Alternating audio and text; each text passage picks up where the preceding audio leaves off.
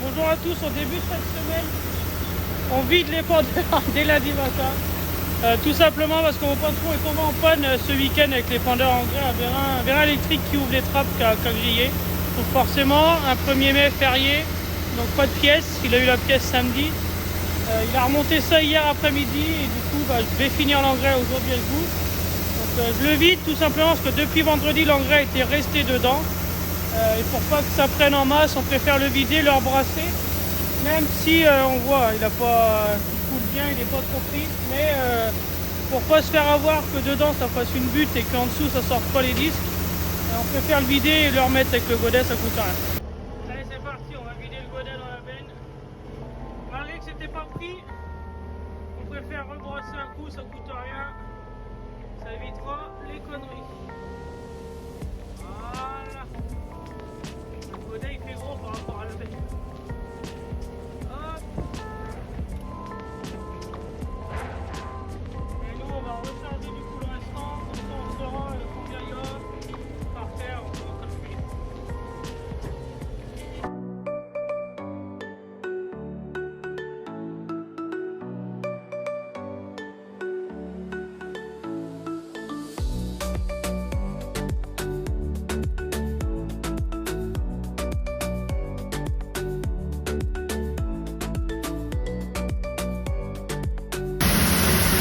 Voilà, on voit l'engrais tomber dans le godet et après on change un peu les pendeurs.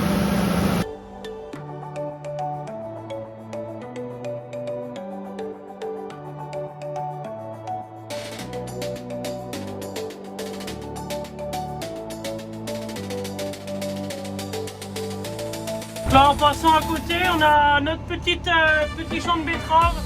Les petites betteraves on les voit pas bien. Voilà, là on voit bien les rayons. Ils sont pas mal. Et du coup avec le semoir monosem 12 rangs. Vous pouvez le retrouver sur la première vidéo en présentation.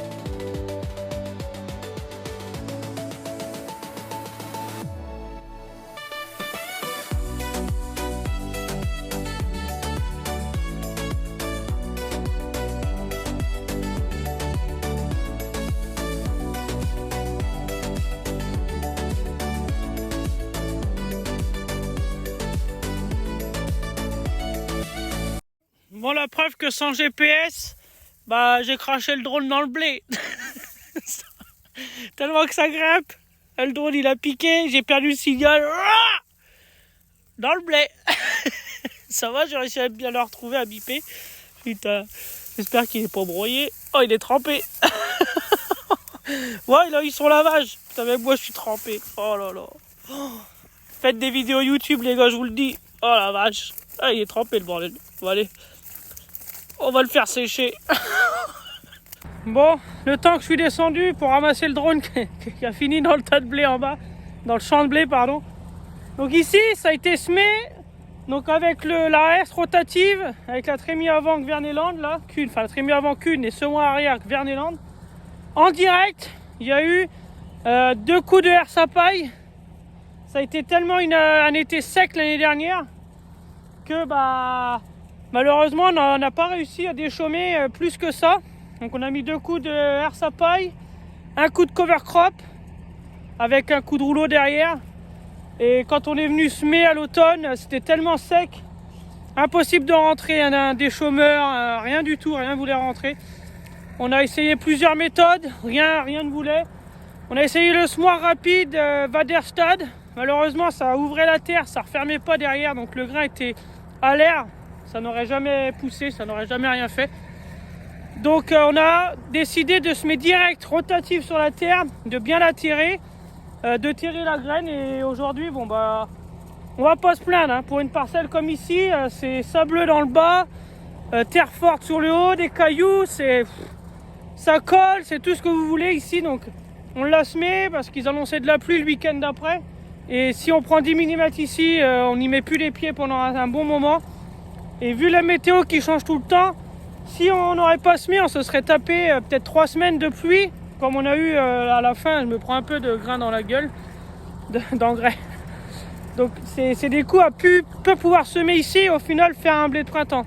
Et c'est ce qui est arrivé l'année dernière. Donc on a déjà fait cette parcelle là avec le premier épandeur. Donc là c'est un blé sur blé. Donc là, le précédent c'était un blé de printemps, variété Lennox. Il y a 11-12 hectares dans cette parcelle là. C'était un ancien blé bio. Donc maintenant on est repassé tout en conventionnel. Maintenant on va faire cette parcelle. Donc 40 hectares. Voilà, comme je vous disais, on voit bien la différence. Un blé de chanvre plus clair là-bas et blé de luzerne de ce côté-là. Bon, deuxième épandeur fini. Il me reste 163 kg dans l'épandeur. Donc là 164, hein, ça bouge forcément. C'est pas non plus précis. Donc on va les remplir. Il me reste de quoi faire 1 hectare 4, mais j'ai pas assez pour descendre, remonter, ça c'est sûr. De toute façon, il me reste 10 hectares là-bas à faire à peu près. Non, même pas 20 hectares, pardon, 20 hectares. Vu que j'ai fait 23 hectares et que la parcelle fait un bon 40. Donc ouais, il me reste 20 hectares, pardon, dans la pente. Donc je vais aller remplir mon dernier épandeur. On devrait avoir assez pour faire la parcelle. Et s'il nous en reste, bon, on mettra ça dans un petit champ de 5 hectares qui est cramé déjà par la sécheresse du printemps. Dans le sable, ça va forcément décrocher. Donc on va les remplir à la ferme et l'engrais sera bientôt terminé.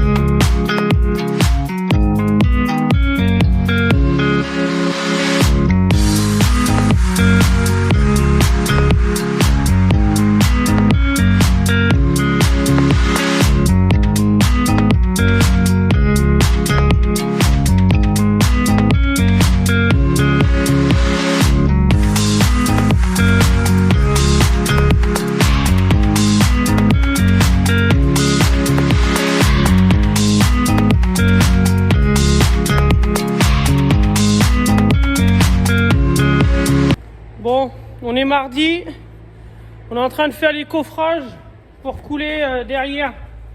Voilà, parce que il y avait le dé de béton, donc le parpaing passait pas dans la ligne. Donc là on a mis un contreplaqué, un gros L en béton. Au moins ça tient. Et on coulera derrière les dés. Donc il y en a 3 à faire. Il y a là, il y a dans le coin. Moi je suis en train de préparer un bout de treillis soudé pour remettre, donc finir ici propre. Là, et puis on mettra pareil une planche, un dé. Et comme ça on a refait un mur avec la fondation, avec un mur. Parce qu'ici on va stocker du blé cet été. Donc on va redécaisser sur 4 mètres là. Et on va refaire une dalle de béton propre et on pourra stocker du blé complet. Et on a refait donc une fondation et un mur. Parce qu'il n'y avait pas à l'époque, c'était un tas de sable ici, il n'y avait pas de... L'hangar s'arrêtait ici, il y avait un petit muret. Donc pour tenir un peu ce mur là, on a refait un mur banché. Si un jour il vient à tomber parce qu'il n'est pas très costaud, on aura toujours notre mur avec les ferrailles en attente, prêt à monter plus haut. Donc là ici on mettra toute la variété Apache. Bon, nous entre temps on va huiler tout le tour de la remorque. Donc avec ça, à l'aide du compresseur, le pistolet. Et comme ça rendra, ça va huiler un peu tout. Et ça évitera que l'engrais qu'on a lavé, donc la poussière, tout ça qui peut rester, rouille et bouffe la ferraille. Parce que bon, bah, il y a déjà un petit trou au coin. La benne est pas toute jeune, donc on va essayer de la préserver au maximum.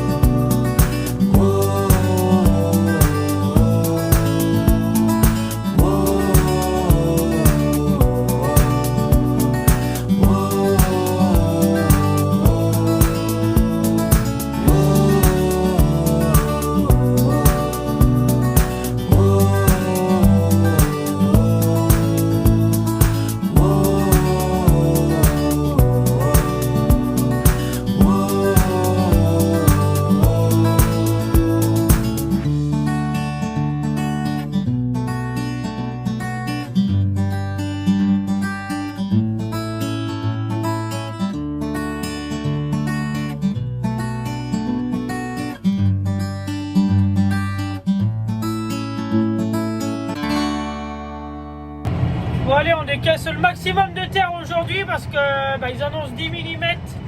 Donc fin de journée et puis demain. Donc après-midi on enlève le maximum, de déblayer tout ce qu'on peut, le maximum de remorques. Comme ça demain, même s'il pleut, je peux tirer les grosses pierres dans le trou, faire le fossé de l'autre côté. Voilà, on peut travailler dans la cour sans mettre plein de boue dans la rue. Et sinon, on se fera un peu taper sur les doigts. Donc voilà l'idée du programme de cet après-midi.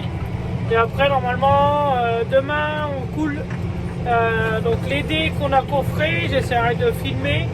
Et après, demain matin, on continue le décaissage.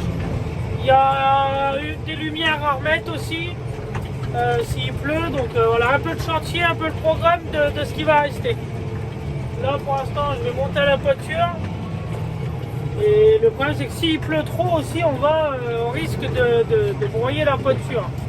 Donc bon, c'est pas le meilleur des chemins, mais on va éviter de trop broyer quand même parce qu'il y a des chevaux après qui viennent ici cet été. Donc là on en profite, on a un trou, on met tout la terre dedans, les cailloux et ça c'est nickel.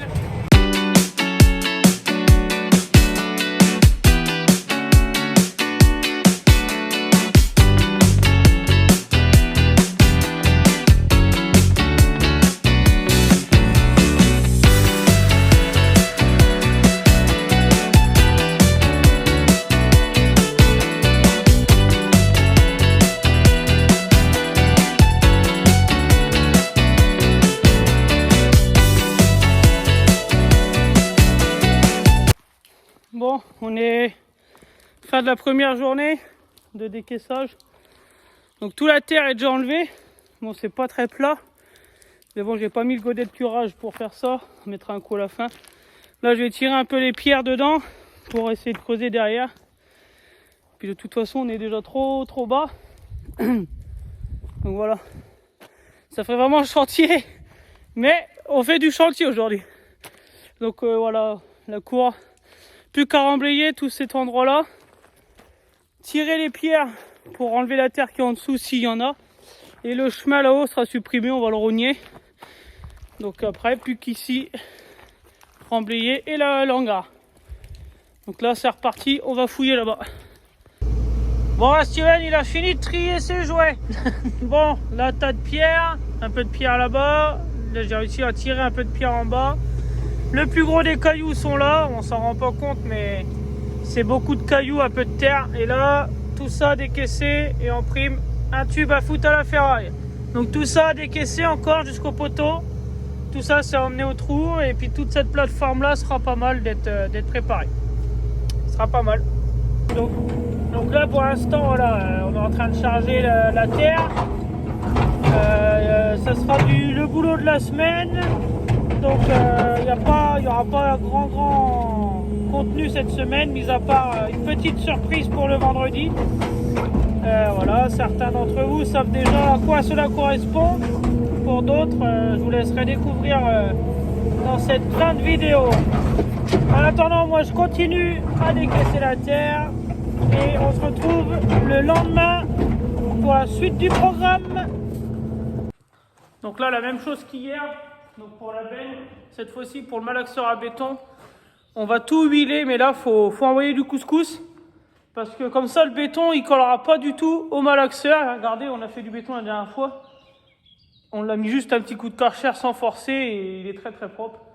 Bon, forcément, il y a de la poussière. Hein. Il reste un tout petit peu de poussière, mais sinon, c'est un malaxeur on fait ça à chaque fois. On badigeonne d'huile à fond, le cul du tracteur, le relevage, les carreaux, pour que quand on lave, le béton s'en va directement.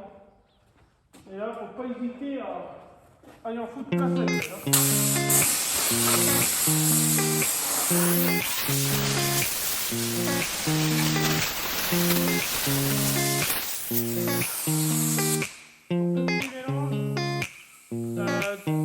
Plusieurs huiles de vidange autres, avec un tout petit peu de gasoil.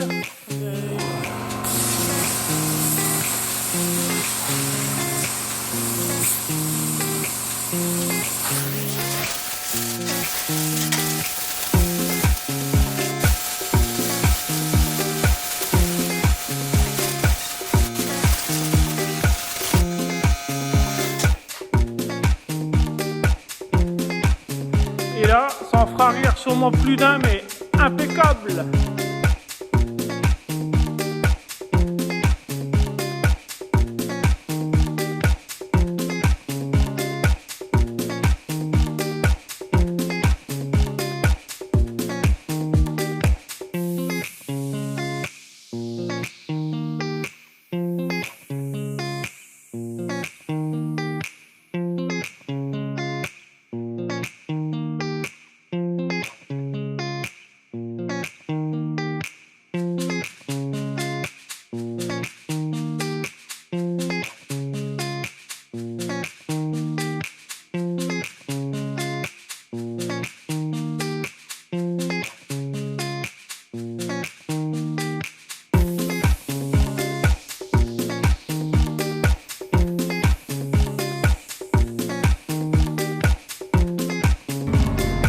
Ça y est, le béton est fini.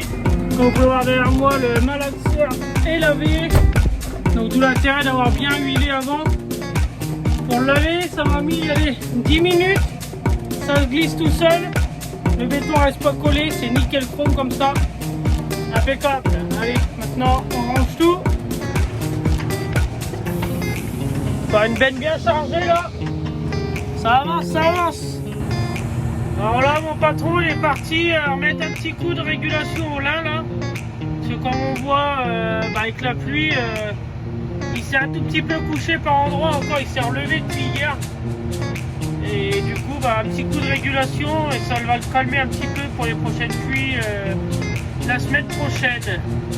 Donc voilà, ça avance pas trop mal. Donc là, je suis arrivé dans le chemin. Je vais juste enlever l'épaisseur de cailloux et après on pourra enlever de la terre. On s'en rend pas compte, mais arrivé là, ça descend. Et là, il n'y a plus qu'à remblayer toute cette partie-là. Ça avance, ça avance. Bon là, le fil vert sur le bouton vert, le fil rouge sur le bouton rouge. Moi, j'ai eu de la chance. J'ai tiré un petit peu la terre. J'ai senti le câble de l'hangar descendre. dans la gaine verte là-bas. Il y a un problème, chef. Et en fait, voilà le tuyau, enfin le fil électrique, il est pas très profond ici. Et arrivé ici, il redescend à 80 jusqu'à la cabane derrière là-bas. Donc bon, pas de dégâts à part dans la boîte de dérivation, donc c'est tout. Je vais remonter le câble, le rebrancher et ça sera reparti. Il faudra juste faire attention quand on va décaisser le chemin ici. Ça va changer un peu nos plans, mais on va y arriver. Mais bon, ça va que ça a disjoncté, sinon grosse étincelle. Allez, on enlève le godet de terre, on met le godet de curage. Bon là, la plateforme ici est presque prête. Le niveau fini, ça sera les traits orange là-bas, donc on a à peu près 25-30 cm de remblai à mettre ici, c'est pas trop mal. C'est déjà pierré en dessous.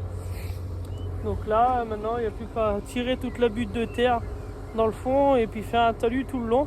Puis on sera pas trop mal et après, un petit coup bien plat dans le fond et on sera nickel chrome. Et puis bah, la cour commence à prendre un peu forme. Et là, je dirais impeccable pour un petit jeudi après-midi. Tranquille, tranquille, tranquille. Voilà, avec un petit talus de terre tout le long. Nickel. Bon, fin de semaine à la ferme pour nous. Donc, première semaine de terrassement, plutôt satisfait. On a réussi à faire toute cette plateforme là. Il n'y a plus qu'à rempirer. Il n'y a plus qu'à enlever la terre sur le chemin, donc l'ancien chemin. Parce que le niveau fini, c'est ici. Sauf que bah, on est sur la terre. Donc en fait compte, il faut aussi qu'on creuse le tuyau parce qu'il n'a pas été mis assez profond, le gaine électrique.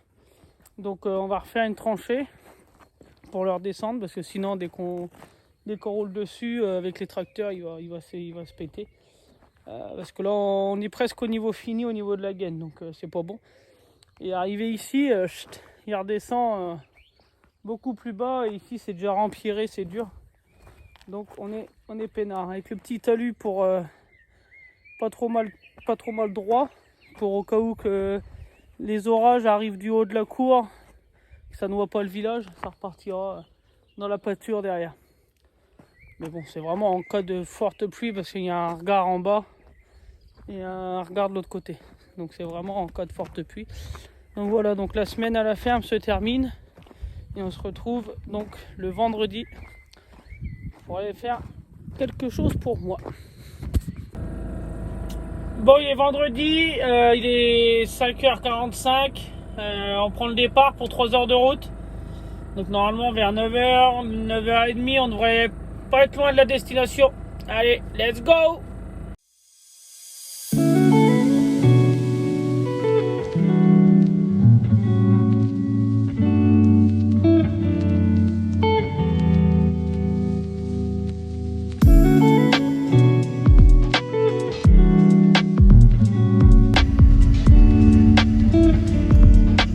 Arrivé en Normandie.